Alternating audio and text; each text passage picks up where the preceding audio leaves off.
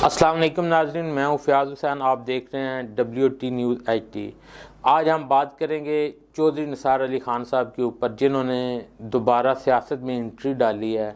मोरगांव में उन्होंने अपनी जो स्पीच थी या जो उनका मीडिया इंटरेक्शन था, उसमें उन्होंने मीडिया के कैमरे भी ऑफ़ करवा कर बहुत सारी बातें ऑफ द रिकॉर्ड भी की हैं। लेकिन ओवरऑल अगर देखा जाए तो चौधरी साहब की सियासत में वापसी एक खुशाइंद है। तो क्योंकि हमारा ताल्लुक टेक्सला से है और ये भी चौधरी साहब का हल्का NH63 साहब का और मौजूदा NH57 है। अब देखें चौधरी साहब इस हल्के से भी इलेक्शन लड़ते हैं या नहीं, ये तो अब आने वाला वक्त ही बताएगा। लेकिन ओवरऑल चौधरी साहब की जो वापसी हुई है, इससे हल्के में जो है ना एक मुस्बत तब्दीली और एक मुकाबले की फ़िज़ा बनना शुरू हो गई है। अगर देखा जाए चौधरी साहब के इस हल्के से निकलने से PTI बहुत ज़्यादा मजबूत हुई है, क्योंकि मुस्लिम लीग नून के पास कोई हैवी वेट कैंडिडेट नहीं है जो गुलाम सरवर ख़ान साहब का मुकाबला कर सके। तो अगर चौधरी साहब वापस आ जाते हैं तो उससे यह है कि ये हल्का दोबारा जो है ना एक सियासी मैदान में अच्छी परफॉर्मेंस देने के काबिल हो जाता है। बाकी चौधरी साहब ने जो 4 साल बिल्कुल खामोशी रखी है, अब इसके ऊपर बंदा क्या होने के है कि भाईजान आपने जब चलें सूबाई असम्बली के आप मेंबर बन गए, आपने 4 साल में आपने हल्के के लिए कुछ भी नहीं किया और आप आवाम से क्रेडिट लेने की कोशिश करते हैं। मेरे पास एक बहुत अच्छी प्रोफाइल है, मैंने ये किया, मैंने वो किया। तो चौधरी साहब आपको एक बात ध्यान में रखनी चाहिए, ये कोई भी हुक्मरान जो कुछ करता है वो आवाम के टैक्स का पैसा होता है, वो उससे कुछ करता है और आवाम के टैक्स के पैसों से आपको भी पे दी जाती है। तो वाकई इसमें कोई शक नहीं है, आप एक बड़ी सतह के लीडर या आप एक कौमी लीडर हैं। लेकिन बिल्कुल आप इन प्रोफाइल के ऊपर कि मेरे पास हल्के में कामों की एक लंबी फहरिस्त है, इस तरह की बातें करना आपको जो है ना वो जेब नहीं देती। बाकी चौधरी निसार अली ख़ान साहब की अगर आप पूरी स्पीच देख लें तो उसमें अभी तक ये समझ नहीं आ रही वो किसकी तरफ जाना चाह रहे हैं।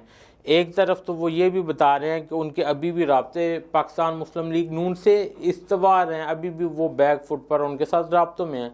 दूसरी ही लाइन में वो ये कह रहे हैं कि PTI के साथ, इमरान खान के साथ उनका बड़ा एहतराम का रिश्ता है।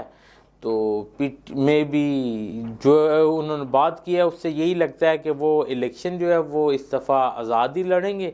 इलेक्शन के बाद की जो सूरत हाल है उसके मुताबिक वो पाकिस्तान मुस्लिम लीग नून या दोबारा PTI में जो है ना शामिल हो जाएंगे।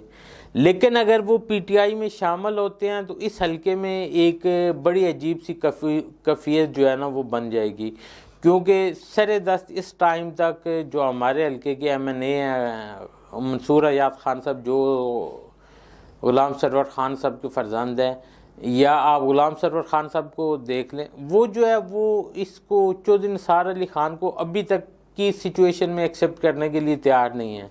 मैं भी अगर वो चौधरी निसार अली ख़ान साहब जो है वो इस हल्के में या N59 से वो अगर उम्मीदवार आते हैं पाकिस्तान तहरीक इंसाफ की तरफ से, तो मैं भी गुलाम सरवर ख़ान साहब फिर अपने रास्ते PTI से जुदा भी कर सकते हैं।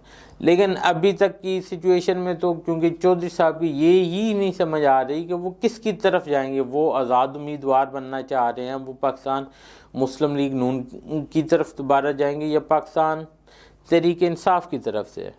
देखते हैं अभी उनका सियासी गहमा गहमी में अब वो क्या फ़ैसले करते हैं। अभी तो खैर इलेक्शन की भी अनाउंसमेंट जो है वो नहीं हुई और लग तो यही रहा है कि इलेक्शन जो इमरान खान साहब का दावा है कि उन्हें मार्च अप्रैल में होते नज़र आ रहे हैं। मार्च में तो खैर किसी सूरत अब मुमकिन नहीं रहा कि, क्योंकि अब जो भी गवर्नमेंट आएगी 90 दिन उसके पास एटलीस्ट टाइम होता है, अगर टाइम से पहले गवर्नमेंट जो है ना वो ख़त्म हो जाए। तो जो हमारा इलेक्शन कमीशन है वो भी इलेक्शन जो है वो अगस्त या इसके बाद जो है ना इलेक्शन कराने के काबिल है।